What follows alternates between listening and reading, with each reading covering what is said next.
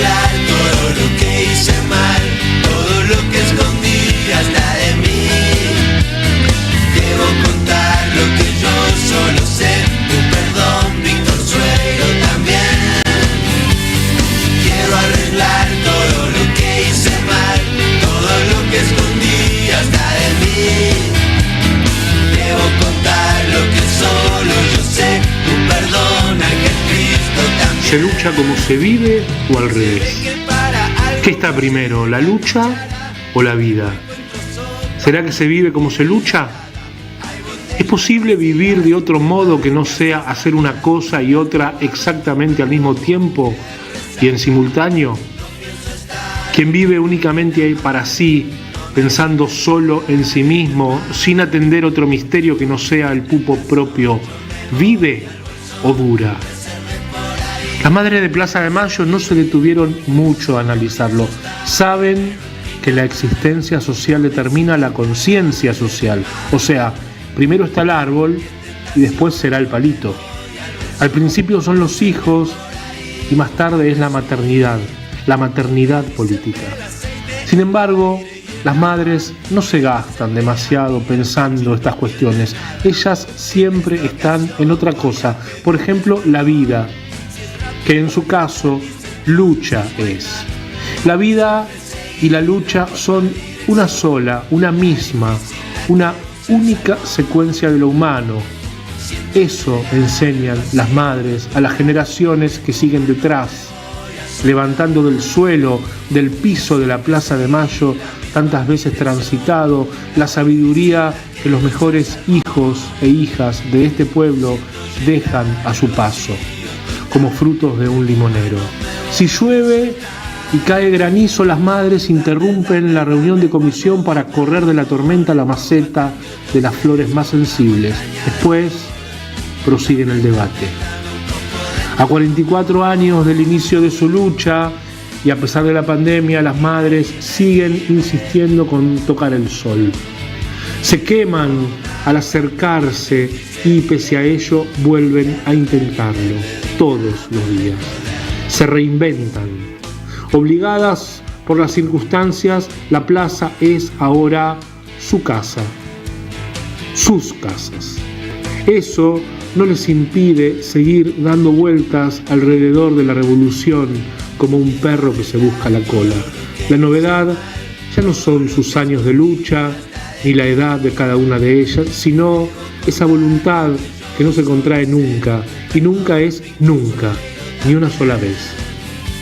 Con total soberanía política, las madres de Plaza de Mayo decretaron para su aniversario número 44 instituir al 30 de abril, fecha que recuerda su primera ocupación política de la Plaza de Mayo, como Día del Amor Maternal. Nadie, como las madres, convirtieron el vínculo filial con sus hijos e hijas desaparecidos en una relación política, a la maternidad individual en una maternidad socializada, al amor de madre en una categoría ideológica. Definitivamente las madres no están locas. Su conciencia es un planeta, quizás el más cercano al fuego, pero no por ello fuera del sistema solar. Las madres piensan como hacen, sencillamente. Su racionalidad anuncia otro tiempo que transcurre entre nosotros, pero que no ha llegado del todo todavía, pero que se acerca inexorablemente. Así comienza la salmona de hoy, que a continuación tendrá el discurso completo pronunciado ayer por Eve de Bonafini en el acto central de las madres por sus 44 años de lucha. Y que vivan las madres de Plaza de Mayo para siempre, siempre, siempre. Qué maravilla, ¿no? Cumplir 44 años de lucha, sin dejar un solo día de hacer algo por nuestras hijas y nuestros hijos. Es algo increíble. Nosotras mismas cuando hablamos nos parece mentira, quedamos muy poquitas. Claro, porque tenemos entre 90 y 96 años. Somos un montón. Hoy mi discurso tal vez no es lo que ustedes esperan. pero les va a gustar. Voy a hablar de las madres que hemos convivido permanentemente, que han muerto últimamente. No puedo hablar de todas porque somos muchas, hemos llegado a ser 2000. Imagínense ustedes cuando recién empezamos.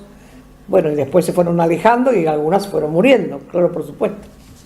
La ley de la vida. Quiero hablar de ellas, de las cosas más íntimas, de lo que vivíamos en la casa y cómo era cada una, para que ustedes las conozcan un poquito más. No voy a hablar de las madres de Córdoba porque siempre fueron de familiares. No voy a hablar de las madres de Rosario porque Rosario funcionó bien con María Rosa, pero después se quedaron otras madres, y cuando hubo un presidente, un gobernador que era socialista, le dijo a las madres que se cambiaran el nombre, que en vez de ser madres de Plaza de Mayo, fueran madres de la Plaza San Martín. Y ya no fue lo mismo. Tampoco voy a hablar de las de Neuquén, que se enojaron porque no la querían a Cristina y a Néstor, porque eran muy radicales. Hicieron una carta muy dolorosa y se fueron. Y tampoco voy a hablar de las madres de Santa Fe, porque también se fueron con esta idea trágica y terrible de que no quería que habláramos bien de los palestinos porque ellas eran judías. Sobre todo la madre que dirigía todo era judía. Y estaba muy enojada porque nosotros defendíamos a los palestinos. Así que de esos 4 filiales no voy a hablar. De algunas otras han muerto las madres y han trabajado poco tiempo, por lo cual no me queda mucho para decir. Pero de las otras, de las que tuvimos mucho contacto, tampoco voy a hablar de las madres que se fueron con fundadoras. Todo eso queda casi tácito, ¿no? Voy a empezar hablando de la madre de San Juan, Esther. Esther era una mujer, la que no lo conocieron, delgada, alta, elegante. Era la mayor de todas nosotras, muy trabajadora, muy inteligente. Esther hizo 2 encuentros increíbles de 40 madres, que estuvimos 2 días, no era poca cosa, pero nunca pudo hacer una marcha. En San Juan era muy difícil marchar.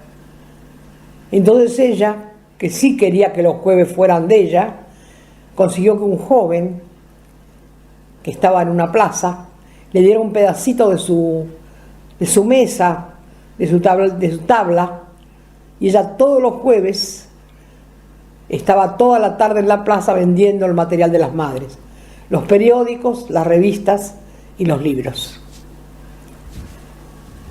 Esther hizo 2 encuentros buenísimos y en la semana trabajaba mucho, daba charlas en todos lados, la querían mucho. Tenía un grupo importante que la apoyaba y había un grupo de madres también que la acompañaban, pero no la acompañaban a la plaza, creo que había 1 o 2. Pero Esther era clave. Hacía una comida árabe riquísima, siempre estaba presta para atendernos, preparaba para que fuéramos las madres de Capital a hablar y preparaba muy bien los actos. Así que Esther, para nosotros, vive en la plaza con nosotros. Después voy a hablar de la madre de Mendoza. La madre de Mendoza era una madre que estaba muy enferma, se llamaba Elsa, estaba muy enferma, tenía un corazón muy grande y le daba mucho trabajo, estaba siempre anticoagulada, tenía un hijo preso, además del hijo desaparecido, la hija desaparecida. Elsa tenía una cualidad: ella quería estar en todo. Muchas veces nos acompañó a viajar, viajó con nosotras. Era una mujer preparada, era maestra, había sido profesora y tenía muchas ganas de vivir. Tenía una casa en las sierras y ahí cosechaba. Tenían nueces, aceitunas y esperaba con ansias la salida de su hijo de la cárcel. Lo iba a ver siempre y venía muy dolida porque era la época peor de la cárcel. No solamente los torturaban a nuestros hijos, que no los veíamos, también los torturaban a los que estaban presos. Así que Elsa peleaba por dos lados. Por la plaza, que sí se hacía en Mendoza. Las madres de Mendoza marchaban a las 11 en la plaza de Mendoza, porque a las 11 es cuando se junta gente, porque están los bancos. O sea que cada una también buscaba la forma de que hubiera mucha gente. Eso era Elsa. Elsa también preparó encuentros. Elsa también nos recibía en su casa. Elsa también nos acompañó en todo y llevaba adelante el proyecto de las madres. Después voy a hablar de a poco, ¿no? Voy a ir salteando de un lado para el otro, no todas de las provincias. Voy a hablar de María Rosa de Luján. María Rosa de Luján era una mujer muy humilde que tenía su casa a la orilla del río Luján. No me acuerdo si le faltaba el hijo o la hija, porque lo que sí me acuerdo es que se le murió una nena de 15 años también. Por eso se me mezclan los hijos. María Rosa era una mujer que tenía tanto amor para lo que hacía, era tan suave, tan delicada. Tenía un programa de radio. Ella lo hacía antes ya de que le pasara lo que le pasó. Tenía otros dos hijos, otro varón y otra mujer. Y un día llegó la inundación y le llevó todo. No le dejó nada. Pero nada, ni un plato. Nosotros le hablamos desesperadas. A ver qué necesitaba, que nos dijera, que hiciera una lista. Decinos, María Rosa, ¿qué precisás? Dijo, no, lo demás ya vendrá. Solo quiero el guardapolvo y los libros donde estudian mis hijos, que van a la escuela. Y Chiqui se enfermó. Chiqui le gustaban mucho los teros. Tenía 2 teros en la casa que la seguían a todos lados. Y un día vino alguien muy malo y se lo robó. Sufrió, lo sintió un montón. Ella venía a todas las marchas de resistencia, a todos los actos que hacíamos las madres, y no faltó nunca en la Plaza de Mar del Plata. Siempre estaba dispuesta para salir, para ir, para hablar, para hacer. Con una claridad de la política de las madres como pocas veces vi en otras madres. La verdad, la extrañamos tanto a Chiqui. Y ahora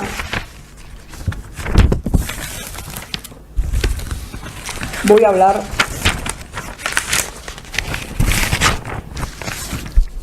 de las madres de la casa. De las madres de la casa que fueron muriendo último. Y me anoté los nombres porque, aunque parezca mentira, a veces a uno se le escapa alguno. Y había hecho toda la lista de las madres de las que iba a hablar, de las que fueron muriendo último, de las que convivimos muchos años juntas. Y hace unos 6 días me desperté así en la madrugada y dije, ¡ay! No la puse a Cota, habiendo convivido tanto con ella. Esas cosas que a uno le pasan con la memoria. Por eso voy a empezar por ella. Cota era la mamá que tenía más años, la madre que tenía más años. No le gustaba hablar. No le gustaba hablar en los actos, no le gustaba hablar. Ella le gustaba hacer. Ella le encantó el boletín. Cuando salió el boletín le gustaba buscar cosas y a ver qué íbamos a poner, qué no íbamos a poner. Ella era la que se ocupaba de eso mucho. Le encantaba. Estaba dispuesta para todo. Me acuerdo siempre una vez que hicimos las fotos de los militares. Hicimos cantidad de fotos de asesinos, torturadores. Hicimos que la gente y también las madres le hicieran las rejas arriba con un lápiz rojo grueso. Si la dejábamos a Cota, hacía todos ella. Nos decía, Cota, pará, la hiciste un montón, dejá que venga la gente. Y vinieron muchas personas, cientos de personas. y creo que fue un 9 de julio, decidimos pegarlos en las paredes. La primera que estuvo levantada a las 6:15 de la mañana, Cota, con el engrudo que trajo hecho de su casa, que cada una tenía que traer para pegar las fotos, esas fotos enrejadas, porque ella era así, calladita, muy calladita. Cota amaba la plaza, ella de cualquier manera venía.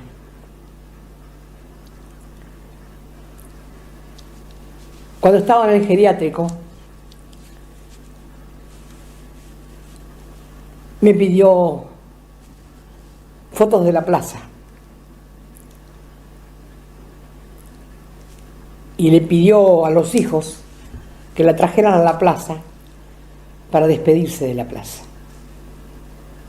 Hemos llorado como pocas veces. Se vino a despedir de la plaza y las fotos las pegó así en el costado de la pared y se acostaba horas hasta que murió mirando las fotos de la plaza. Tan pequeñita y tan grande. Cómo le gustaba estar en la mesa todas juntas, cómo disfrutaba. Y el amor por la plaza fue infinito. Infinito. María y María del Carmen casi las tengo que nombrar juntas, porque son las madres que empezaron a hacer casi el archivo, podríamos decir, cuando tuvimos la primer casa, en la calle Uruguay. No solo el archivo de las madres, de las denuncias de las madres, sino de otras denuncias. Ellas llegaban, se encerraban en una pieza y trabajaban. María escribía a máquina, o María del Carmen, y una le pasaba a la otra. María tenía un programa de radio. Era una mujer muy culta, María. Había viajado mucho, le gustaba mucho la música clásica. Ella me llevó al Colón para que yo lo conociera, porque no lo conocía. Ella siempre iba. Y en el programa de radio, ella ponía unas músicas extraordinarias, todo lo que conocía de música clásica. Y las madres decían, che, pero ¿por qué no pone otra cosa? Digo, no, déjenla, porque es el programa de ella y le gusta poner eso. Y también nos enseña a nosotros. Y María también venía siempre. Siempre vino. Nunca faltaba a la plaza, nunca ponía excusas para no venir. Y María del Carmen era... María también lo que hacía cuando era la época... Vivimos siempre juntas, desde que tuvimos la primer casa. Pasó a ser nuestra propia casa. Por eso nunca se llamó oficina. Siempre fue la casa de las madres. La que podía venir temprano venía y comíamos y almorzábamos, tomábamos mate. Y María del Carmen, que le ayudó a María a hacer el archivo, escribía muy bien. Y un día yo le pedí que hablara en un acto, porque realmente también hablaba bien, pero ella es muy temerosa. Y habló. Y habló extraordinariamente bien.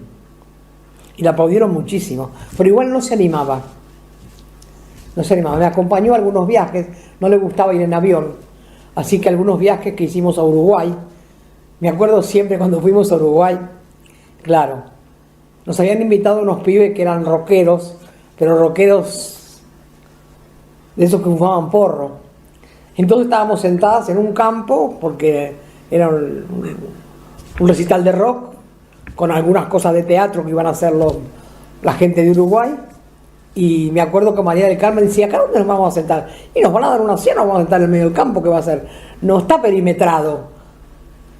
Bueno, nos sentamos ahí y vino la banda y se presentó, nos saludó y tocaron un ratito.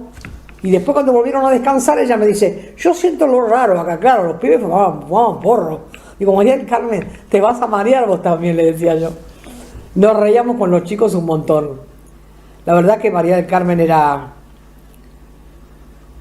muy respetuosa. Ella fue maestra. Ella era de la comisión. Le gustaba discutir.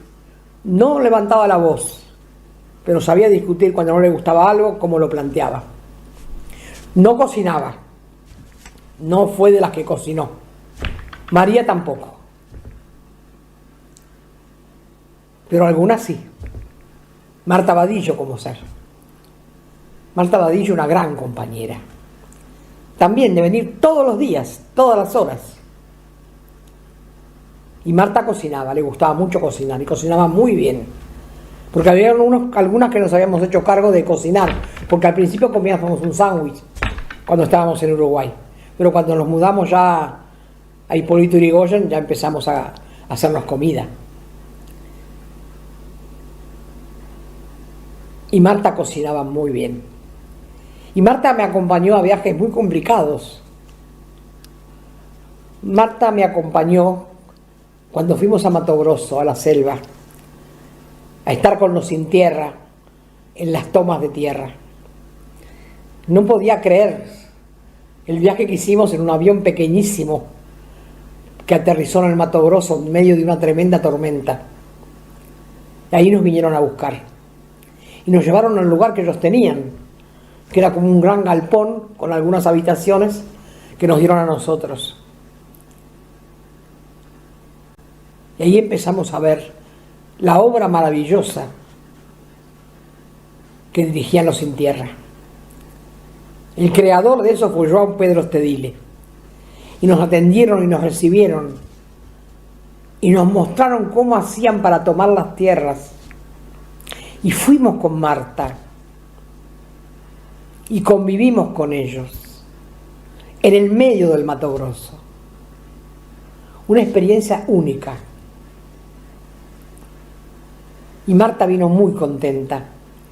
Tenía un nieto que adoraba, que era lo único que le había quedado, que era el hijo de su hijo, que era físico su hijo. Y Marta era una madre de todos los días. Y cuando me enfermé y me quedé en la casa de las madres porque tenía una pierna rota mal y me llevé a una cama ortopédica y dormí ahí, ella me cuidaba junto con Poro y con Elisa. De Porota ya hablé estos días. Es muy triste lo que pasó, muy terrible, porque no pudimos acompañarla. Pero bueno, es como se dan las cosas. A Porota le gustaba, hacían las cuentas con Beba. Como ella había tenido una empresa, sabía mucho de contabilidad y nos ayudaba en eso. Y todos los días, y la plaza, y el amor por lo que hacíamos.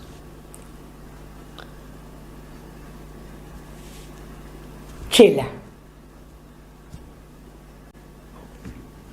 Chela en realidad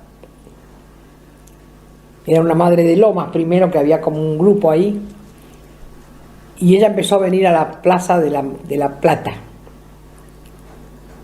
Y venía en camión, en lo que podía.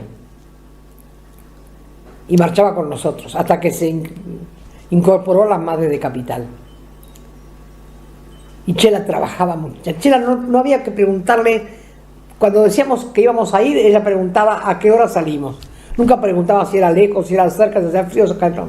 Ella estaba siempre dispuesta. Y se encargó siempre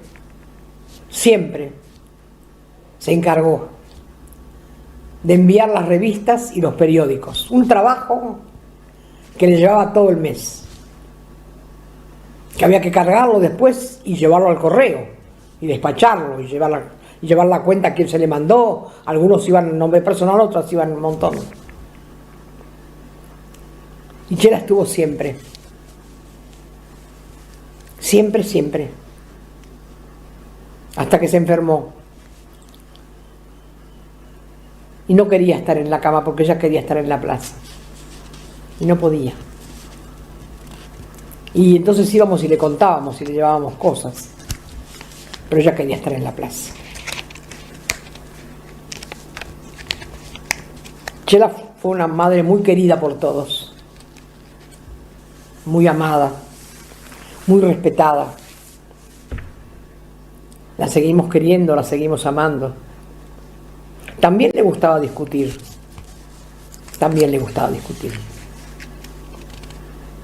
Y discutía bien, sabía mucho de política. Chela era una gran lectora. Chela en realidad se empezó a morir cuando se le murió el hijo que le quedaba. Estuvo mucho tiempo enfermo. Cuando se murió él, se empezó a morir ella también de a poquito. No soportaba vivir en el mismo lugar donde ya no estaba él. Chela nos dio ejemplo a todas de su humildad.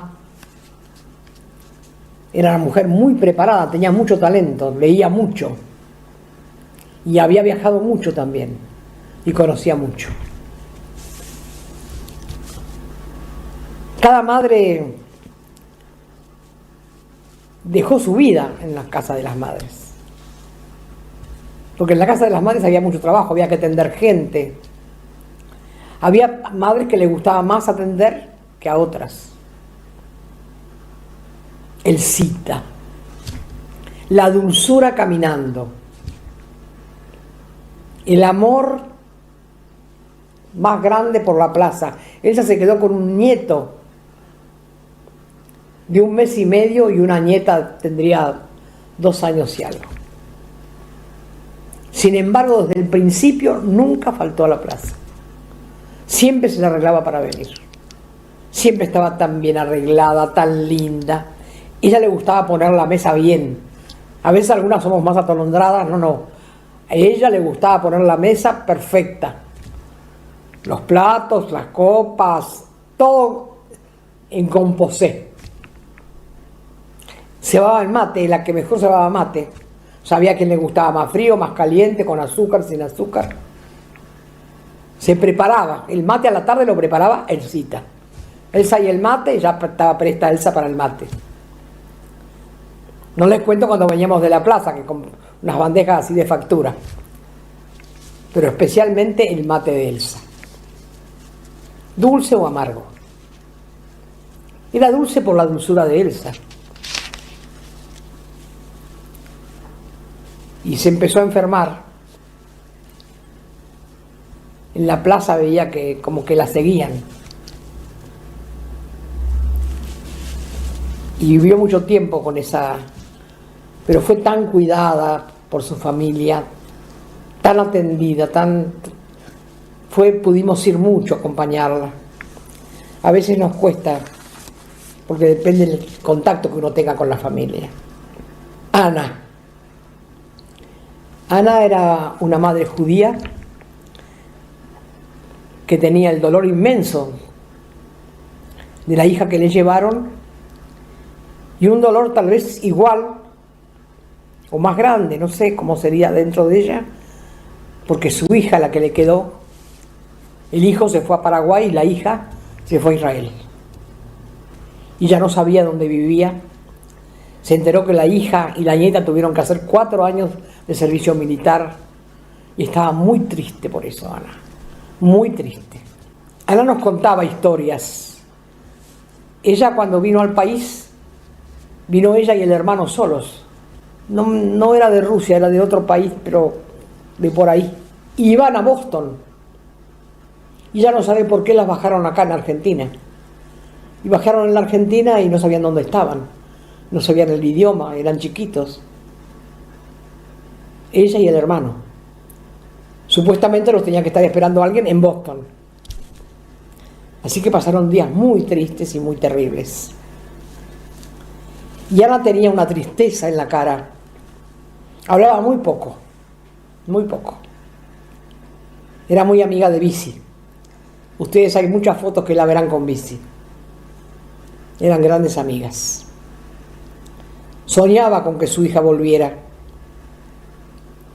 Y la volviera a ver y volviera a ver a sus nietos. Nunca desarmó la pieza de sus hijas. Todos los días le hacía la cama. Esas esperas inútiles que se llevan en la cara, se llevan en el cuerpo. En los últimos tiempos Ana empezó a cocinar. Y nos hacía algunas comidas ricas que ella sabía hacer. También tuvo locura senil. Fue muy triste. Pero también sus hijos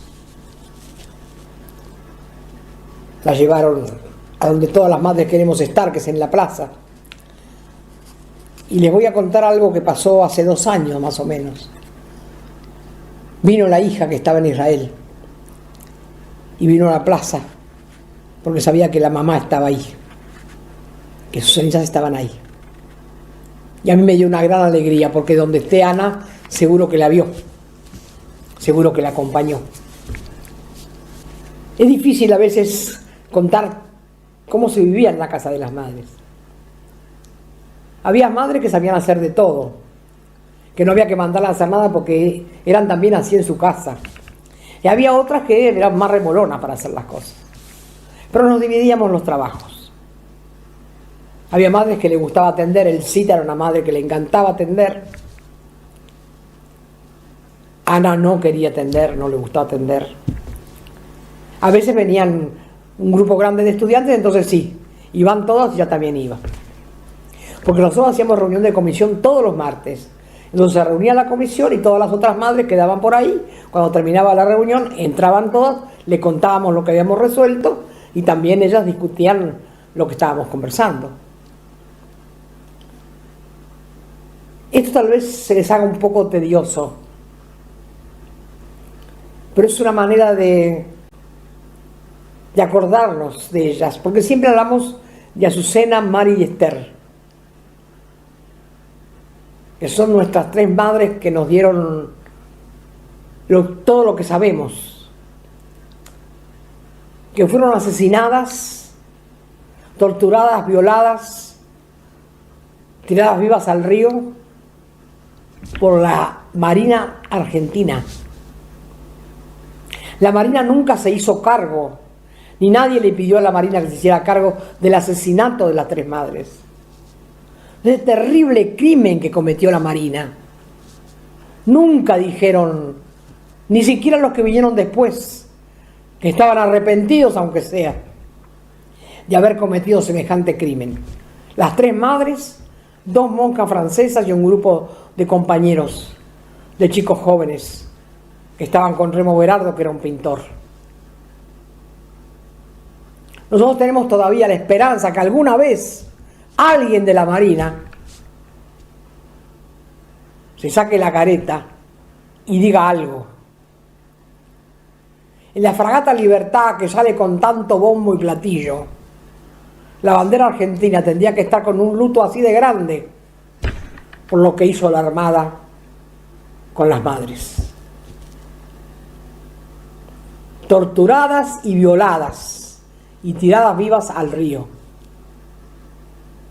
La Armada Argentina, que se viste de blanco.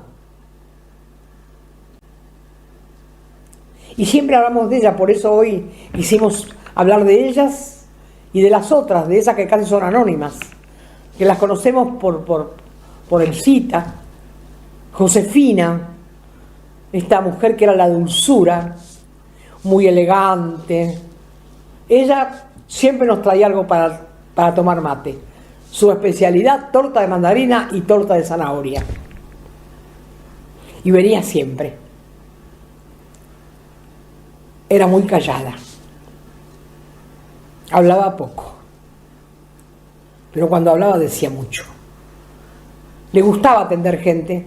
No sola, quería que la acompañe siempre Juanita, que era la más decidida, o alguna de las que sabía más que la acompañen, pero le gusta. Atendía también.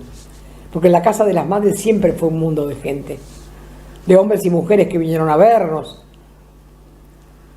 Mientras tanto que estábamos ahí, el día corría y pasaba de todo. Susana fue una madre que empezó a venir con su marido. Le llevaron el único hijo que tenían y venía siempre con el marido. Cuando murió el marido, Susana quedó desolada y empezó a venir todos los días, desde la mañana hasta la noche, a la casa de las madres. Susana decía, yo no sé hacer nada. Sí. Susana, ¿saben lo que hacía? Les hacía la comida a los que hacían el diario. Se quedaba hasta la noche, tarde, porque los que hacían el diario lo hacían como salen todos los diarios de noche. Y Susana cocinaba para todos. Les preguntaba qué querían, a veces hacía 2 platos. Decía, no, Susana, que coman todo lo mismo. No, si a mí no me cuesta nada. Decía, a Susana le encantaba estar en la casa de las madres. Susana vendía el diario. Se encargaba de vender el diario con Rosa. Vendía el diario. Le hemos puesto Rosú a la venta del periódico, el puestito. Y Susana dice, ¿por qué no le pusiste el surro? Y porque no quedaba tan bien, le digo yo. Susana no podía entender, o no quería entender, por qué no habíamos encontrado los hijos. Era muy difícil que Susana pasara un día que no llorara por algo. O porque se acordaba, o porque, no sé. Tenía siempre muchas hemorragias de sangre por la nariz. Tenía muy mal las piernas, pero ella igual venía. Ella igual venía y venía. ¿Qué hago? Decía siempre. Le ayudaba a Chela en el envío de los diarios. La casa de las madres fue un mundo que nadie conoce. Hicimos una comunidad donde discutíamos muchísimo. Y por muchos años siempre nos hicimos la comida nosotras. Elisa, ella fue secuestrada junto con su último hijo. Secuestraron 2, primero uno, después el otro. Y antes de secuestrar el último hijo, la secuestran a ella y al marido. Y a ella la torturan muchísimo para que diga dónde está el hijo que no están buscando. Cuando la sueltan ya se da cuenta que se llevaron al otro hijo. La sueltan porque ya lo encontraron. Y la verdad que quedó muy mal. El marido era farmacéutico. Los 2 fueron secuestrados. El marido asustó mucho y se fue al sur. A un lugar del sur, muy al sur, a poner la farmacia. Y Elisa sufría horrores. Nos escribía y de vez en cuando venía una marcha. Y estaba desesperada por estar con las madres. Después de un tiempo bastante largo, el marido puso una farmacia en San Clemente. Y entonces Elisa empezó a venir todos los jueves desde San Clemente a la plaza. Venía a la plaza y se volvía de la plaza. Cada jueves. Elisa salió mucho. Fue a Filipinas, es un viaje muy interesante, con otra madre. Nos acompañaba en los viajes, hablaba muy bien. Estaba siempre al frente, siempre en el cartel. Porque eso también es importante saber que hay madres que les gustaba estar en el cartel, que no tenían miedo. Y hay otras que no. Y Elisa siempre nos decía, ¿no? Ella había aceptado el cadáver de su hijo porque no sabía que las madres no lo íbamos a querer después cuando tomamos esa decisión. Y ella me decía, ¿qué razón tienen? Porque claro, al otro no lo encontró. Pero bueno, ella tenía muchos problemas para salir. Porque no estaba siempre de acuerdo el marido con que saliera. Pero ella salía igual. Le avisaba con poco tiempo y salía igual, porque ella amaba lo que hacíamos las madres. Tenía muy claro lo que hacíamos. Cuando se enfermó, yo fui a comer con ella todos los sábados, mientras estaba más o menos levantada. Vivía muy lejos, era lejos, de La Plata 2 horas. Pero se sentía bien, hablábamos de todo, de lo que pasaba y de lo que habíamos hecho. Con Elisa fui a recibir el premio que nos dieron a las madres, un premio por nuestro trabajo social. Nos lo dieron en Alemania. Y fue muy fuerte porque hubo un congreso muy grande y después nos daban el premio. Elisa le tocó hablar, en una parte del Congreso habló muy bien, y a mí me tocó hablar cuando recibíamos el premio. Y estaba el primer ministro alemán, adelante. Y habían hecho un discurso ellos, hablando de que el premio era un premio por trabajo social, pero también porque amaban la paz. Y a mí me dio mucha bronca escuchar tanta hipocresía. Entonces, dirigiéndome a él, creo que era Kurt Waldheim que estaba, dije, mire señor, usted no puede hablar de la paz, porque Alemania es el país que más armas hace para la guerra. Así que es muy hipócrita que usted... Ay, los alemanes no podían creer, se pararon a aplaudir, no podían creer. No podían creer que le hubiera dicho eso al tipo, que era que me tenía que dar el premio. El tipo bajaba la cabeza mientras la gente aplaudía. Y Elisa estaba tan contenta. Decía, mirá lo que hicimos. Nos tuvieron que dar el premio, igual le dijimos. Y bueno, tanto fue el éxito de esa charla, de ese debate, que nos volvieron a invitar para que volviéramos a hablar, para que volviéramos a decir lo que nadie se animaba a decir en Alemania, ¿no? Que hablan todo el tiempo de la paz, pero mientras construyen armas para la guerra. Elena era otra madre judía que tenía muy adentrado, no era judía de Checoslovaquia, me parece que era ella, y nos trajo de regalo una tostadora que pesa un montón, pero que tuesta el pan, pero lo tenés que dejar mucho para que lo queme, si no, no lo quema. Una cosa lindísima, rarísima, que la tenemos en la casa como un recuerdo de ella. Era muy callada Elena, muy calladita, muy diabética. 2 por 3 les daba un bajón de diabetes, se nos desmayaba, nos asustábamos muchísimo.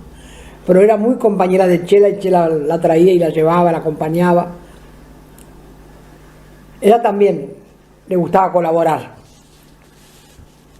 Y mucho tiempo que había que enviar los diarios y las revistas, había muchas madres que colaboraban en ese trabajo, que era infinito, porque había que poner las tarjetas, el nombre, dónde iban, todo. Ella le gustaba hacer eso. Y nunca faltaba a la plaza. Ella como sea venía. Le quedaba por acá el cartel, porque ella era muy bajita como Juanita. No gritaba. No le gustaba cantar en las marchas. Era raro.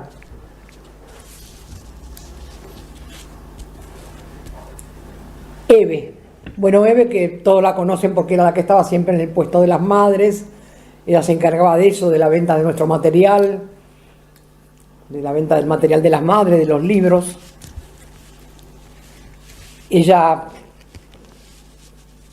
casi no quería hablar de la desaparición de su hija. Para ella era como imposible. Nunca lo quiso contar, nunca quiso hablar frente a las cámaras. Esa manito que ustedes ven así los jueves es la mano de ella. Y el zapato marrón que da vueltas es el zapato de ella. Que es lo único que pudimos sacarle porque ella no quería hablar, no quiso hablar. Y ella me acompañó a los lugares más difíciles, donde nadie quería venir. Ella me acompañó a Perú, cuando estaban secuestrados, que habían tomado la embajada de Japón, unos compañeros de la MRTA, 16 jóvenes, sin tirar un tiro, para denunciar que ahí en esa embajada estaban reunidos todos los tipos más ricos que venían a hacerle una deuda externa enorme al país. Ellos se oponían a esas cosas que se tratan en la oscuridad. Y tomaron la embajada sin tirar un tiro. Y yo le dije, ¿me acompañás? Y me acompañó, y fuimos. Y nos entraron en la habitación y nos robaron todo, hasta los pasajes de vuelta. Y le pedimos a la gente que nos acompañara a hacer una marcha y marchamos solas. Porque nadie quiso acompañarnos en la plaza grande que tienen ellos, marchando las 2 solas. Y fuimos todos los días a la puerta de la embajada. Y fuimos todos los días a la puerta de donde ellos estaban. Hasta que un día los fusilaron a todos. Volvimos muy tristes. Y Eve volvió también muy triste. Y después me acompañó otro viaje también muy duro. A la guerra de Yugoslavia. Acompañar a las mujeres en el puente. durante 8 días, todos los días a la noche, sin ir un solo día al refugio. Bombardeaban y nosotros mirábamos desde abajo cómo caían los misiles. En el puente donde estaban las mujeres, defendiendo el puente, que era lo único que tenían para que no quedarse sin comida. Mujeres que se casaban, mujeres con niños. Ahí me acompañó Eve. Y ella tampoco fue ningún día al refugio. Ella me dice, yo no importa dónde vayas, yo te acompaño, pero no me hagas hablar. Eve fue una gran madre, una madre que también, ella tenía un hijo con ella, que vivía con ella, que manejaba las combi de los niños, era su trabajo. Y un día se sintió mal, quiso bajar y se cayó muerto. Y nos llaman de un hospital para decir que había un muerto que se llamaba tal, y nadie se animaba a hablar con ella para decírselo. Fue tremendo. Y ahí también, como Chela, Eve se empezó a morir de a poco. No quería vivir más, no tenía ganas. A pesar de que tenía nietos y bisnietos que quería mucho. Pero la muerte de ese hijo la liquidó. Quedó como floja. Tenía tos, no podía atenderse. Se fue muriendo de a poco también. Fue una excelente compañera. Nos dio todo sin pedirnos nunca nada. Y dejé para el último a Juanita, que es la que más conocen todos. Juanita escribía a máquina, traducía a inglés. Juanita atendía como los dioses, como el Cita, ¿no? El Cita atendía muy bien, pero Juanita era más política. Yo también. Cuando nadie quería atender porque estábamos cansadas, Juanita decía, yo voy. Vino a la casa hasta que cumplió 101 años, sin faltar un día. Nos acompañó a viajar a todos lados. Ella nunca, si había que ir, yo estoy dispuesta. Si no hay otra, yo voy, decía Juanita. Y a veces hacía cosas que no estaban permitidas, ¿viste? Porque ella era una mujer bien, que tenía una linda casa y todo, pero había cosas que ella no entendía el protocolo. Y un día nos dan un premio en Italia, un premio muy lindo, un premio al trabajo, a la lucha, nos dan en donde está todo ese trabajo en piedra y en Venecita, en Florencia.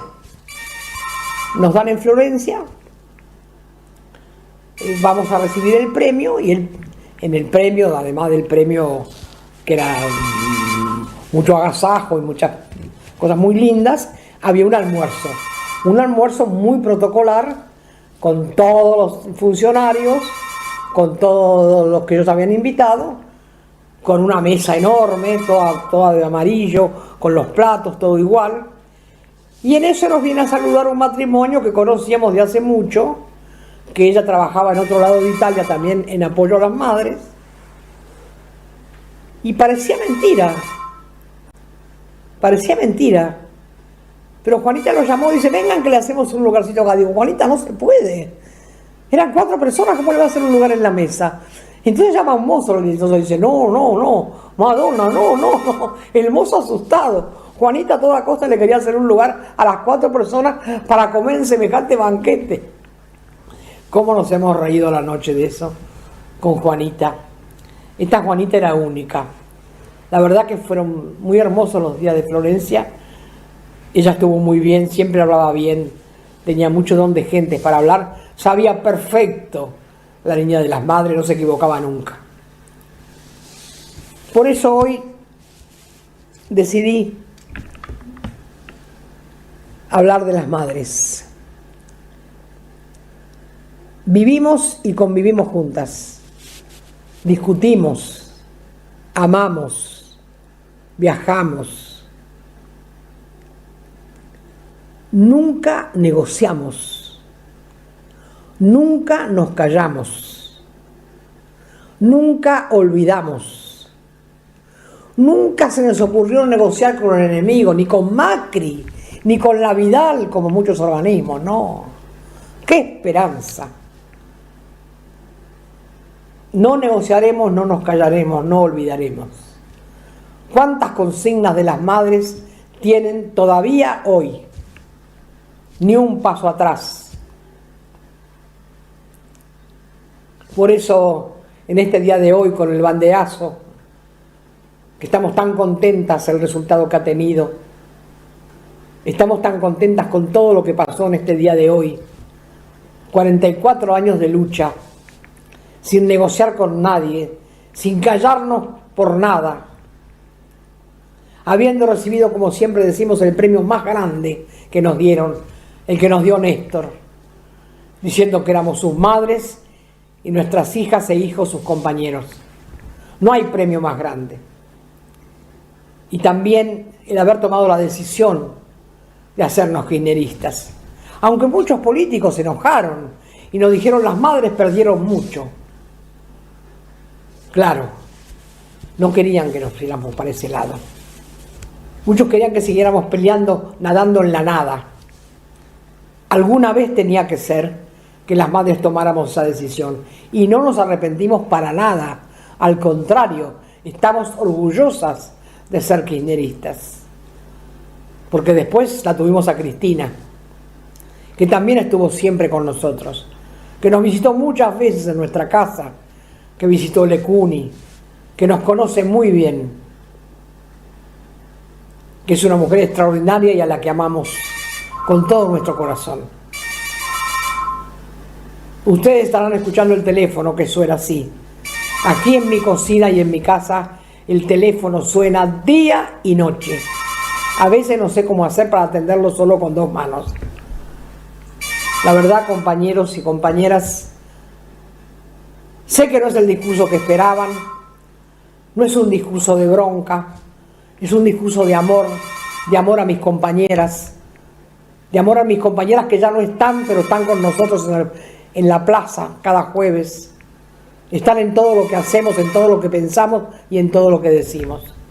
Están como nuestros hijos, siempre presentes. Hablé de las últimas, porque hubo muchas más que murieron, pero me pareció que tenía que rescatar a las que habían estado en nuestra casa todo el tiempo trabajando, acompañándonos y haciendo posible que las madres hoy sigamos siendo, frente al mundo, quienes somos.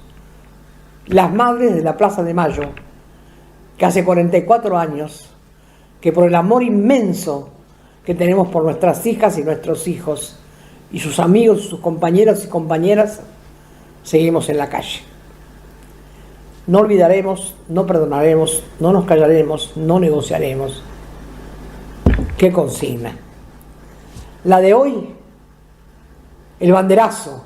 Amemos la patria por medio de la bandera. La bandera tiene que ocupar todos nuestros balcones todo el tiempo. No se la dejemos al enemigo. Y aunque les parezca mentira, a pesar de todo lo que nos pasa, tenemos que gritar cada vez más fuerte: ¡viva la patria! Porque estamos dispuestos a dar la vida por esta patria que está tan cubierta de sangre, de miseria y de hambre, pero que nuestros hijos y nuestras hijas y muchos otros dieron su vida por ella. Nosotros también estamos dispuestos a darla. Gracias, compañeros. Nace una flor, todos los días sale el sol, de vez en cuando escuchas aquella voz, como de pan gustosa de cantar, en los aleros de la mente con las chinchadas, pero a la vez existe un transformador que